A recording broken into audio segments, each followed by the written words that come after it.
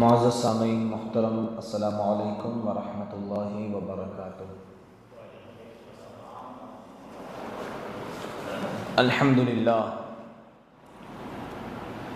الحمدللہ رب العالمین،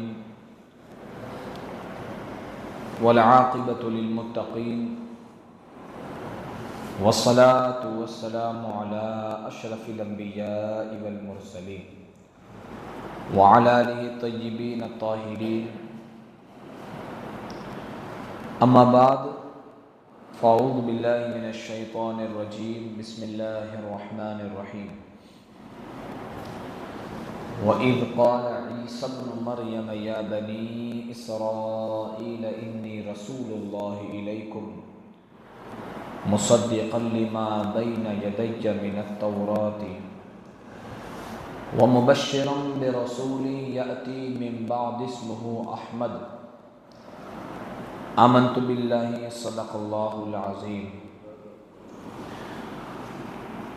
وصدق رسولہ النبی الکریم ونحن علی ذلک لمن الشاہدین والذاکرین والحمد للہ رب العالمین۔ آئیے سب سے پہلے انتہائی عقیدت و احترام کے ساتھ آقا نامدار مدینے کے تاجدار دو عالم کے مالک و مختار جناب احمد مجتبی محمد مصطفیٰ صلی اللہ علیہ وآلہ وسلم کی بارگاہ میں عقیدت و محبت کے ساتھ درود پاک پڑھیں۔ اللہم صلی علی سیدنا شفیعنا حبیبنا نبینا و مولانا محمد معدن الجود والکرم وآلہ الکرام واصحاب العظام وابنہ الکریم وبارک وسلم۔ نبی اور آل نبی کی بارگاہ میں ایک بار اور پڑھیں۔ اللہم صلی علی سیدنا نبینا حبیبنا مولانا محمد طب القلوب ودوائها وعافیت الابدان وشفائها ونور الابصار وضیائها وآلہ وصحبہ دائما ابدا۔ اللہم افتح لنا بالخیر واختم لی بخیر، عاقبت بالخیر، کن خیر الورا کے واسطے۔ یا حضرت خواجہ اویس قرنی مدد قرنی، یا پیر عبد الخالق دل دا مالک دم خواجہ محکم الدین سیرانی، مجھے بھی شاہد اسرا بنا دیا ہوتا، مجھے بھی شاہد اسرا بنا دیا ہوتا، نبی کی گرد کف پا بنا دیا ہوتا، نبی کی گرد کف پا بنا دیا ہوتا، اور نبی کے شہر کو اڑتے ہوئے پہنچ جاتا، نبی کے شہر کو اڑتے ہوئے پہنچ جاتا، کہ تو نے مجھ کو پرندہ بنا دیا ہوتا، اور بنا کے مجھ کو کبوتر گفا میں رکھ دیتا، بنا کے مجھ کو کبوتر گفا میں رکھ دیتا،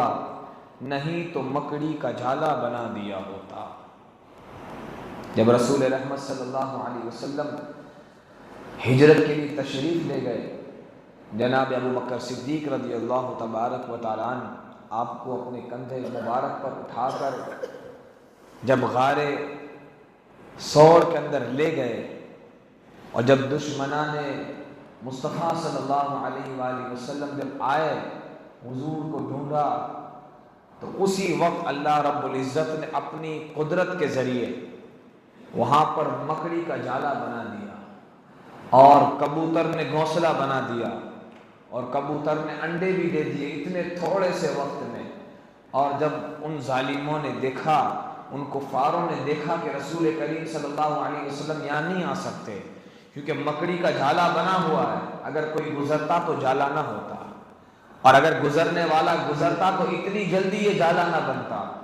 اور کبوتر کا یہاں گھونسلہ، انڈا، یہ ساری جو اسباب اسے دکھے، یہ سارے راستے اسے دکھے، تو وہ حضور صلی اللہ علیہ وسلم کی تفتیش سے باز آ گئے اور وہاں سے اتر گئے۔ شاعر کہتا ہے کہ بنا کہ مجھ کو کبوتر گفا میں رکھ دیتا، نہیں تو مکڑی کا جالا بنا دیا ہوتا، اور صحابہ گرنے نہ دیتے زمین پر مجھ کو، صحابہ گرنے نہ دیتے مجھ کو زمین پر، وضو کے پانی کا قطرہ بنا دیا ہوتا، حسن حسین میرے ساتھ کھیلتے ہوتے، حسن حسین میرے ساتھ کھیلتے ہوتے کہ مجھ کو ان کا کھلونا بنا دیا ہوتا، کہ مجھ کو ان کا کھلونا بنا دیا ہوتا، اور ادھیڑ کر میری چمڑی اے خالق اکبر، ادھیڑ کر میری چمڑی اے خالق اکبر، نبی کے پاؤں کا جوتا بنا دیا ہوتا، نبی کے پاؤں کا جوتا بنا دیا ہوتا، اور جلن سے دیکھتے ہیرے جواہرات مجھے، جلن سے دیکھتے ہیرے جواہرات مجھے، نبی کی گلیوں کا کچرا بنا دیا ہوتا، نبی کی گلیوں کا کچرا بنا دیا ہوتا۔ یہ تھے عاشق رسول کے الفاظ۔ عزیزان محترم، ماہ ربیع النور شریف کی آمد ہو چکی، اور ماہ ربیع النور شریف اپنی بہار لیے آج ہمارے سامنے موجود ہے۔ رب تبارک و تعالیٰ اس ماہ مبارک میں زیادہ سے زیادہ کار خیر کی ہمیں توفیق عطا فرمائے۔ رسول کریم صلی اللہ علیہ وآلہ وسلم کی ولادت شریعت کے دائرے میں رہ کر منانے کی توفیق عطا فرمائے۔ درود و سلام اور حضور کی آمد کے چرچے کی مجلسیں سجانے کی توفیق و رفیق عطا فرمائے۔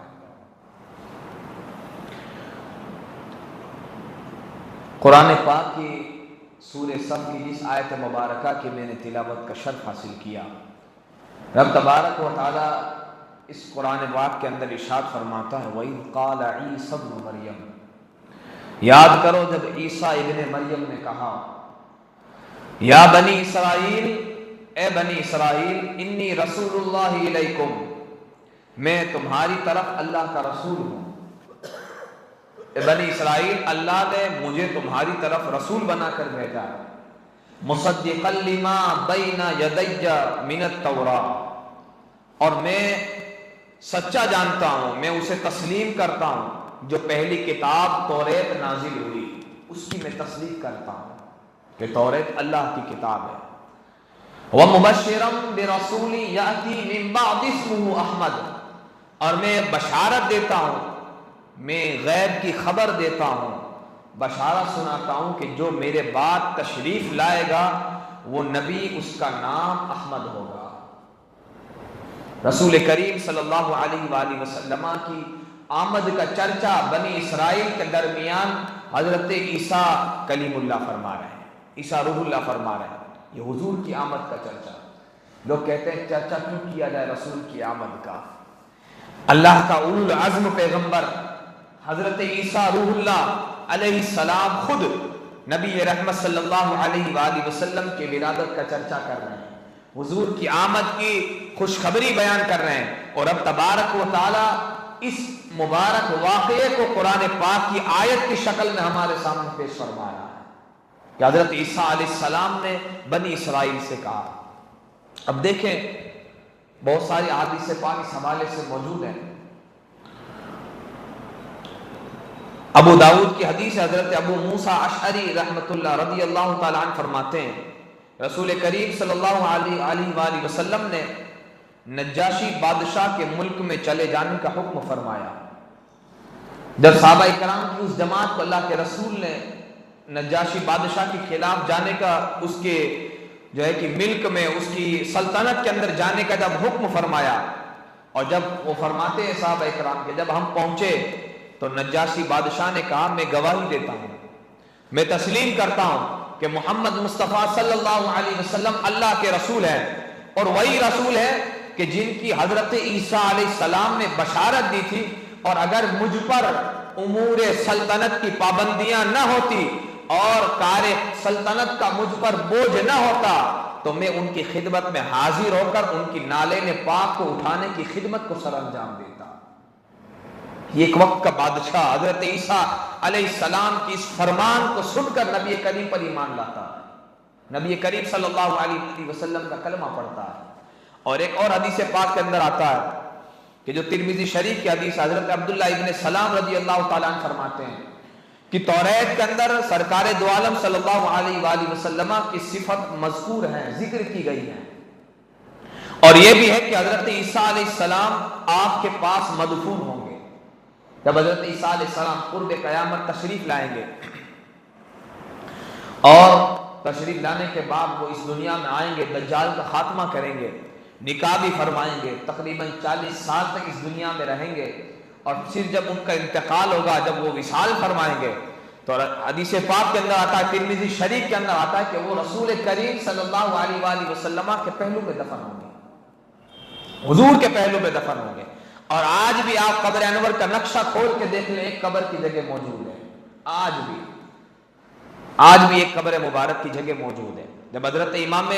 حسن مجتبی رضی اللہ تبارک و تعالیٰ عنہ کا وصال جب ہوا، ان کی جب شہادت ہوئی، اور شہادت کا جب وقت قریب آیا، تو وہ حضرت امام حسین رضی اللہ تبارک و تعالیٰ عنہ کو بلا کر کہتے ہیں کہ اجازت لیں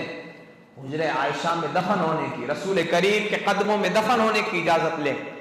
حضرت امام حسین گئے حضرت بی بی عائشہ صدیقہ رضی اللہ تبارک و تعالیٰ عنہ کے پاس، کہ حضور اجازت، اگر اماں آپ اجازت دیں تو میرا بھائی حسن اپنے نانا کے قدموں میں آرام فرمائے۔ جناب عائشہ صدیقہ رضی اللہ تبارک و تعالیٰ عنہ کہتی ہیں کہ وہ جس طرح رسول کے بیٹے ہیں وہ میرے بھی بیٹے ہیں، میں انہیں اجازت دیتی ہوں۔ اور اجازت دینے کے بعد پھر ایک اور وصیت فرمائی، کہا کہ جب مجھے دفنانے کے لیے لے کے چلنا تو اس وقت اگر ہنگامہ ہو، لڑائی جھگڑا ہو، اور آپس میں لوگ دست و گریباں ہو اور لڑنے پر آمادہ ہو جائے، تو اس وقت کسی کا مقابلہ اور جھگڑا نہ کرنا، بلکہ مجھے جنت البقیع میں دفن کر دینا۔ امن پسند تھے، وہ امن پسند تھے، امام امن کہا جاتا ہے، امن پسند امام جسے کہا جاتا ہے۔ رسول کریم صلی اللہ علیہ وآلہ وسلم کی بشارت کی آپ جیتی جاگتی تصویر بن کے تشریف لائے تھے۔ رسول کریم صلی اللہ علیہ وسلم نے فرمایا تھا 2 مسلمان گروہوں میں صلح کرائیں گے، اور آپ کی زندگی اٹھا کے دیکھیں، پوری زندگی امن و امان سے بھری ہوئی نظر آتی ہے۔ اور آپ جب لے کر چلے حضرت امام حسین، اور پھر سامنے سے آپ کے اوپر حملہ ہوا، اور تقریباً جو ہے کہ دفن ہونے کی اجازت نہیں دی گئی، اور پھر آپ واپس لے کے چلے گئے اور جنت البقیع شریف میں آپ کو دفن کیا گیا۔ تو وہاں پر جگہ موجود ہے، اور ترمذی شریف کی حدیث بھی ہے کہ روضہ اقدس کے اندر ایک قبر کی جگہ آج بھی موجود ہے، اور وہ جگہ کسی اور کے لیے نہیں بلکہ حضرت عیسیٰ علیہ السلام کی۔ اب آپ اندازہ لگائیں کہ جو وہ عیسیٰ علیہ السلام جو اللہ کے نبی ہیں، جو دعا فرماتے مولا مجھے تیرے محبوب کی امت میں پیدا فرما، مجھے تیرے محبوب کی امت میں جگہ عطا فرما، اور جو حضور کی آمد کا چرچا کرے، اللہ کیا انعام عطا فرماتا ہے جب ایک کافر، ابو لہب جیسا کافر، جب وہ مرتا ہے، خواب میں آتا ہے کہ جب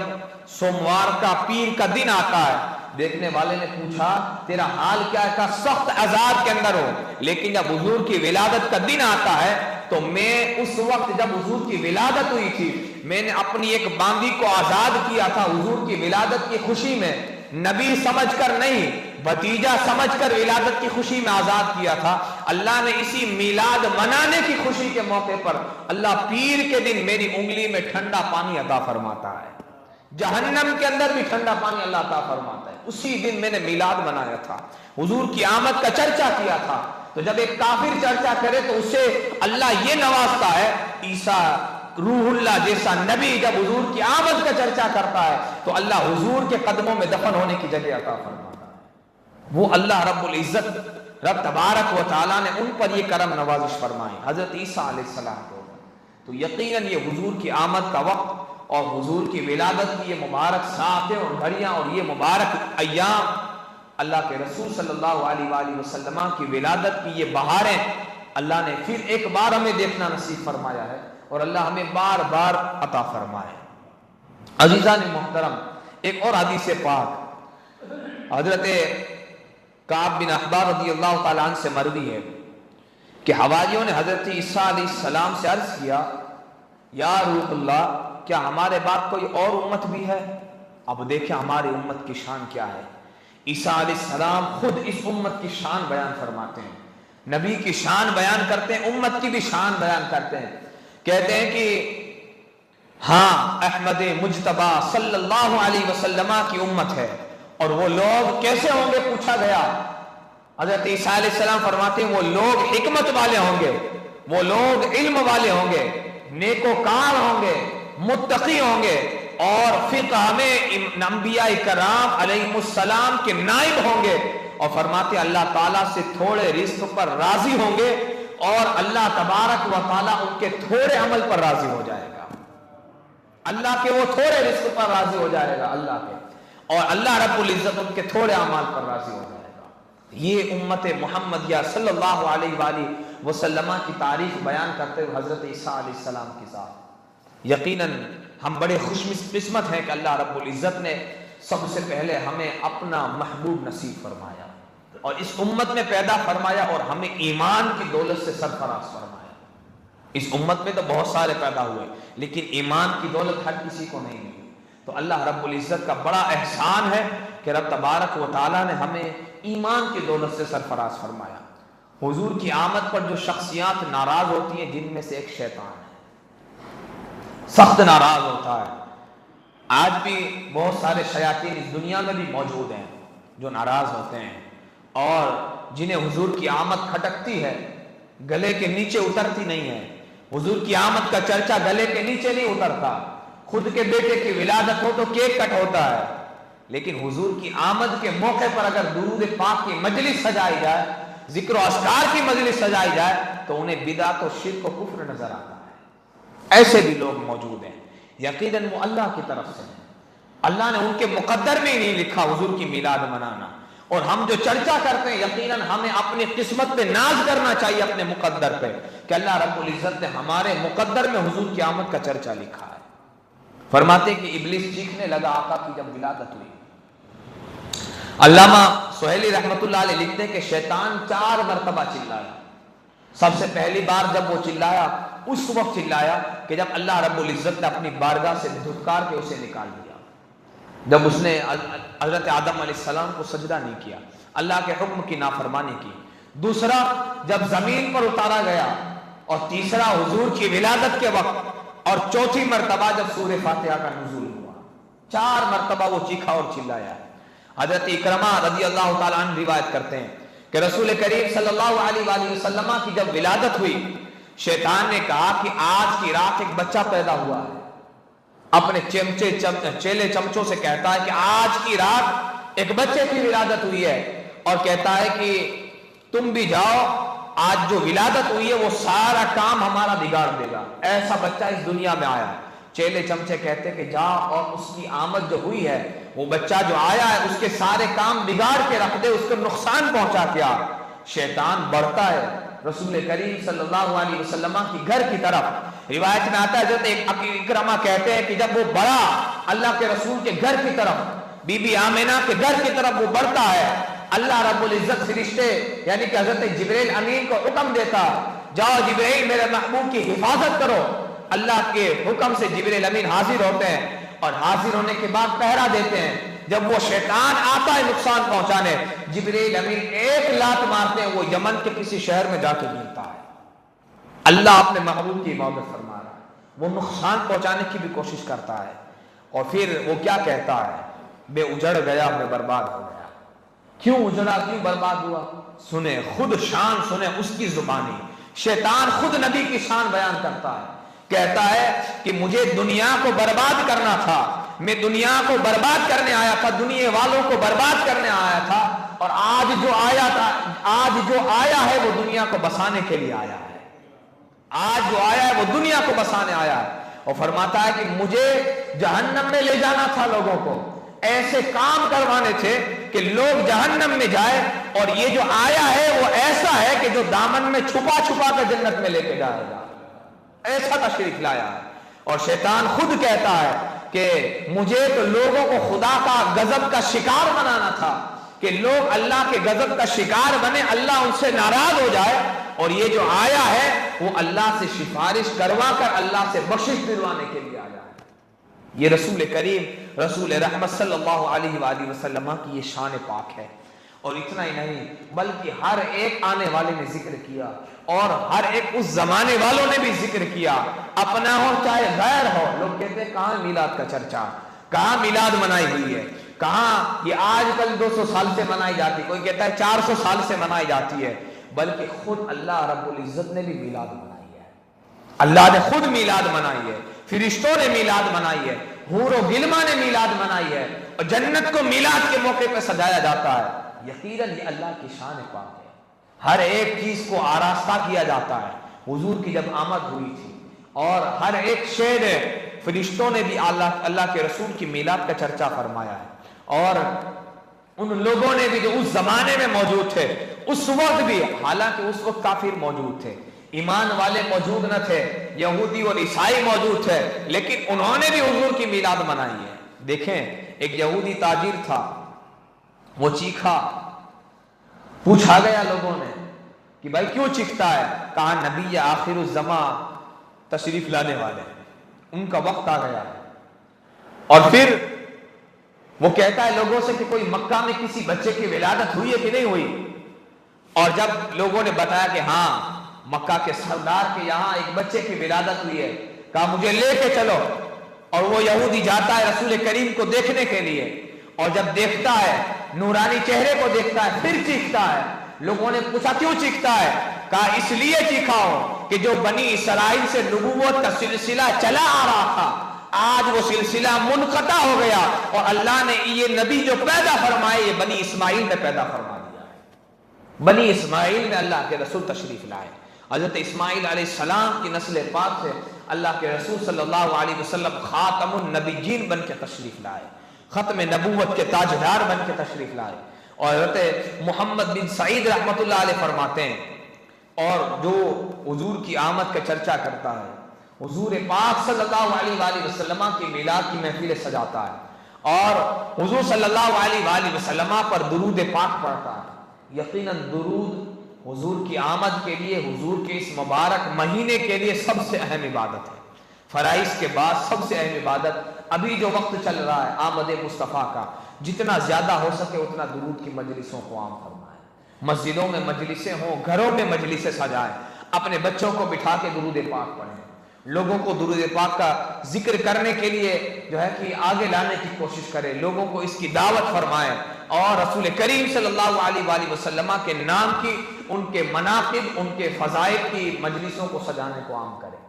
درود پاک کی مجلسیں، فرماتے محمد بن سعید رحمۃ اللہ علیہ کہ میں درود پاک تعداد کے مطابق روزانہ پڑھتا تھا،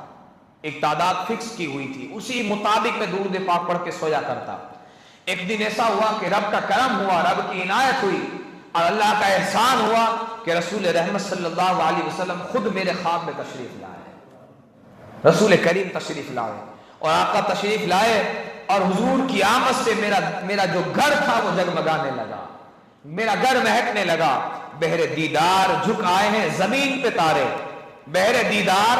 جھک آئے ہیں زمین پر تارے، واہ اے جلوہ دیدار چمکانا تیرا۔ حضور کی آمد ایسی ہوئی، حضور کا جگمگانا ایسا ہوا کہ ان کے دیدار کے لیے آسمان سے تارے زمین پر آتے ہیں۔ حضور کی آمد ایسی آمد ہے، اور سنا ہے ہر عاشق کے گھر تشریف لاتے ہیں، میرے گھر میں بھی ہو جائے چراغا یا رسول اللہ صلی اللہ تعالیٰ علیہ وسلم۔ حضور نے ارشاد فرمایا، اے میرے پیارے امتی، فرماتے اللہ کے رسول حضرت محمد بن سعید سے، اے میرے پیارے امتی، جس منہ سے تو مجھ پر درود پڑتا ہے اس منہ کو قریب کر، میں اس منہ کا بوسہ لینا چاہتا ہوں۔ آپ نہیں سمجھے شاید، رسول کریم نے ارشاد فرمایا تو جس منہ سے درود پڑتا ہے اس منہ کو قریب کر، میں بوسہ دینا چاہتا ہوں۔ اب ادب کا مقام دیکھیں، لوگ کہتے ہیں وہ ہمارے جیسے ہیں، ہمارے بھائی جیسے ہیں، اور ان کی شان اور عظمت کے اندر وہ ساتھیاں کرتے ہیں، لیکن عاشق رسول کا انداز دیکھیں، ان کی کیفیت کو دیکھیں، ادب و احترام کو دیکھیں، اور کہتے ہیں کہ حضور نے جب ارشاد فرمایا اور اللہ کے رسول جب نوازنے پر آتے ہیں اور مجھے میرے لب پر بوسہ دینے کی باری آتی ہے، میں نے ادب سے اپنا سر جھکا لیا، قربان میں ان کی بخشش کے، مقصد بھی زبان پہ آیا نہیں، بن مانگے دیا اور اتنا دیا کہ دامن میں سمایا نہیں، اور ان کا تو شعار کریمی ہے، مائل با کرم ہی رہتے ہیں، جب یاد کیا اے صلی علی وہ آ ہی گئے اور پایا نہیں۔ وہ رسول کریم صلی اللہ علیہ وسلم کی شان، کہا میں نے ادب سے سر جھکا لیا، کہا کہ میرے ہونٹ کہاں، رسول رحمت کے ہونٹ کہاں، میرا منہ کہاں، اور رسول کریم کے وہ پاک گل مبارک جیسے ہونٹ کہاں، اور میں کس منہ سے اپنا منہ آگے کرتا۔ فرماتے میں نے اپنا ادب سے سر جھکا لیا۔ محمد بن سعید کہتے ہیں اللہ کے رسول خود تشریف لائے، قریب آنے کے بعد میرے رخسار پر بوسہ دیا۔ فرمایا جیسے حضور نے بوسہ دینا تھا میں نیند سے بیدار ہو گیا، اور بیدار ہونے کے بعد جیسے بیدار ہوا میری بیوی بھی قریب موجود تھی، اور ہم نے دیکھا تو ہمارا گھر جگمگا رہا تھا، حضور کی مہک سے جگمگا رہا تھا۔ وہ جس راہ سے گزرتے ہیں بسی رہتی ہے مدت تک، نصیب اس گھر کے کہ جس گھر میں وہ ٹھہرے مہمان بن کر۔ فرماتے مہکتا رہا، اور 8 دن تک میرا رخسار خوشبو سے مہکتا رہا، نور سے چمکتا رہا۔ وہ رسول کریم صلی اللہ علیہ وسلم، حضرت خواجہ قطب الدین بختیار کاکی کا معمول تھا 3000 درود پاک عشاء کی نماز کے بعد روزانہ پڑھتے، 3000 درود پاک۔ خواجہ قطب الدین بختیار کاکی رحمۃ اللہ علیہ فرماتے شادی کا جب موقع آیا، ان کا جب نکاح ہوا تو 3 دن ان مواقع کے اندر آپ کا درود پاک کا ورد چھوٹ گیا۔ اب دیکھیں رسول کریم صلی اللہ علیہ وسلم کتنے لجپال ہیں اور کتنے نرالے ہیں، اور آپ کی شان اور عطا کیسی ہے، حضور کتنے نوازنے والے ہیں، حضور کیسے بندہ پرور ہیں، وہ ایسے آقا ہیں، وہ ایسے داتا ہیں کہ جن پر اللہ خود درود پڑھتا ہے، وہ ایسے آقا ہے کہ جن پر فرشتے خود درود پڑھتے ہیں، وہ ایسے آقا ہے جن پر نبیوں نے درود پڑھا، کسی کے درود کی کوئی ضرورت نہیں ہے، لیکن وہ لجپال آقا، وہ نوازنے والے آقا۔ فرماتے کہ ان کا ایک پڑوسی تھا جن کا نام رئیس تھا، اس پڑوسی کے خواب میں اللہ کے رسول تشریف لاتے ہیں، اور تشریف لانے کے بعد کہتے ہیں کہ قطب الدین سے جا کے کہنا کہ آقا تیرے درود کا انتظار کر رہے ہیں، آقا تیرے درود کا انتظار کر رہے ہیں۔ یقیناً یارو آپ اپنا ورد بناؤ، حضور پر درود پڑھنے کی عادت بناؤ، روزانہ درود پڑھنے کی عادت بناؤ۔ اور رسول کریم صلی اللہ علیہ وسلم یقیناً جب ایک درود پڑھنے والا درود پڑھتا ہے، فرشتہ جا کر ان کے نام اور اس کے والد کے نام کے ساتھ رسول کی بارگاہ میں درود پہنچاتا ہے۔ جب کوئی ایک دفعہ درود پڑھتا ہے، یقیناً اس عادت پاک کو اپنی زندگی میں لانے کی ضرورت ہے۔ کوئی ایک وقت خاص کرے درود پاک پڑھیں، 313 دفعہ، کم از کم 313 دفعہ درود پاک پڑھیں، بزرگوں کا دستور بھی ہے۔ اور پھر جتنا زیادہ ہو سکے رسول کریم صلی اللہ علیہ وسلم پر درود پاک پڑھیں۔ صحابہ اکرام عرض کرتے ہیں یا رسول اللہ علیہ السلام کل بروز محشر قیامت کا دن ہوگا، آدم سے لے کر قیامت تک تمام انسان موجود ہوں گے، یا رسول اللہ علیہ السلام ایسی بھیڑ کے اندر ہم آپ کو کہاں تلاش کریں گے، ہم کہاں آپ کو پائیں گے، یہاں بن دیکھے رہ نہیں پاتے، ایک لمحہ گزرتا نہیں آقا، وہاں کیسے گزاریں گے، وہاں کیسے ڈھونڈیں گے۔ رسول کریم ارشاد فرماتے ہیں اے میرے صحابی فکر نہ کرنا، مجھ پر درود پڑھتے رہنا، جتنا درود پڑھو گے اتنا مجھ سے قریب ہو جاؤ گے، جتنا قریب ہونا چاہتے ہو جتنا قریب اتنا درود پڑھا کرو۔ تو یقیناً ہم بھی چاہتے ہیں کہ حضور کے قریب ہوں، درود پاک کے اس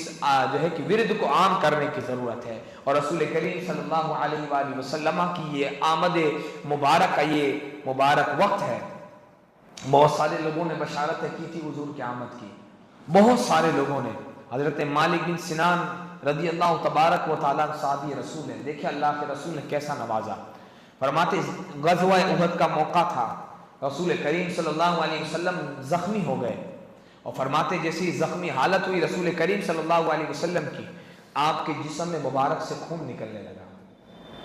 اور میں نے جب اس خون کو دیکھا تو میں نے اس خون کو اپنے اندر اتار لیا، پی لیا، اس خون مبارک کو پی لیا۔ انسانی جسم کا خون ہمارا اور آپ کا خون ناپاک ہوتا ہے، پینا گناہ ہے، پی نہیں سکتے آپ، اتار نہیں سکتے، لیکن رسول کریم صلی اللہ علیہ وسلم کے مبارک جسم کا مبارک خون تھا، رسول کریم بھی پاک ہے، خون مبارک بھی پاک ہے، اور کیسا پاک ہے اور کیا مقام ملتا ہے پینے کے بعد۔ حضرت مالک بن سنان کہتے ہیں کہ میں نے جب پی لیا اور میرے اندر جب وہ خون آ گیا، رسول کریم ارشاد فرماتے جس نے جنتی کو دیکھنا ہے وہ اس کو دیکھ لے، جس نے جنتی کو دیکھنا ہے اسے دیکھ لے۔ حضرت سنان کہتے ہیں کہ رسول کریم جب بے مثل و بے مثال ہیں، آپ کے جیسا کوئی نہیں ہے، وہ فرماتے جب حضور کی ولادت کا وقت قریب آیا تو کہتے ہیں کہ میں مدینہ منورہ میں رہتا تھا، اور رات مدینہ منورہ میں یہ صورتحال تھی کہ فرماتے کہ مدینہ کے ایک قبیلے بنے عبد الاشہل کے اندر میں اپنے دوستوں کے ساتھ گیا، وہاں ایک یہودی تھا، یوشا نام تھا، وہ حضور کی ولادت کا چرچا کر رہا تھا،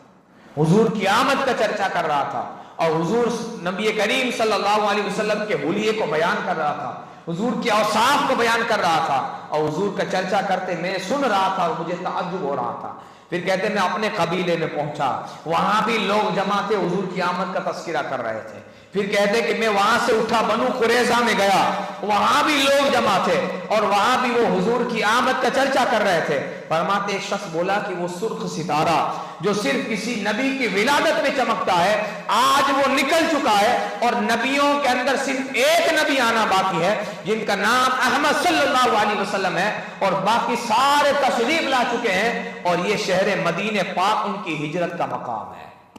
یہاں وہ چرچا چل رہا تھا۔ شاعر کہتا ہے پر نور ہے زمانہ صبح شب ولادت، پردہ اٹھا ہے کس کا صبح شب ولادت، دل جگمگا رہے ہیں قسمت چمک اٹھی ہے، پھیلا نیا اجالا صبح شب ولادت، پیارے نبی ربیع الاول تیری جھلک کے صدقے چمکا دیا نصیبہ صبح شب ولادت۔ یا آقا کریم رؤوف الرحیم کی یہ ولادت کے ایام اور درود پاک کی فضیلت، اللہ رب العزت ان مبارک ایام کو ہم سب کو شریعت کے دائرے میں رہ کر اچھے طریقے سے، پیارے طریقے سے، حسن کے ساتھ، حسن اخلاق کے ساتھ اس ولادت مبارکہ کو منانے کی توفیق عطا فرمائے، اور اس ولادت مبارکہ پر اپنے گھروں کو، اپنی گلیوں کو، اپنے دل کو سجانے کی توفیق عطا فرمائے، ایک دوسرے سے رنجشوں کو مٹھائے، حضور کی آمد کے صدقے ایک دوسرے کو معاف فرمائے اور ایک دوسرے سے محبت پیدا فرمائے، اور حضور کی آمد کے صدقے سب ایک ہو جائیں اور حضور کی آمد کا چرچا فرمائیں، اور اللہ رب تبارک و تعالی ہم سب کو ان مبارک ایام کے اندر زیادہ سے زیادہ کار خیر کرنے کی توفیق عطا فرمائے۔ رب تبارک و تعالی حضور کی آمد کے صدقے ہم سب کو ایمان اور عقیدے کی سلامتی عطا فرمائے، ہم سب کا خاتمہ ایمان پر فرمائے۔ دوران گفتگو جو کچھ غلطی ہوئی رب قدیر اپنے محبوب کے صدقے معاف فرمائے۔ استغفر اللہ ربی من کل ذنب و اتوب الیہ وما علینا الا البلاغ المبین۔ السلام علیکم۔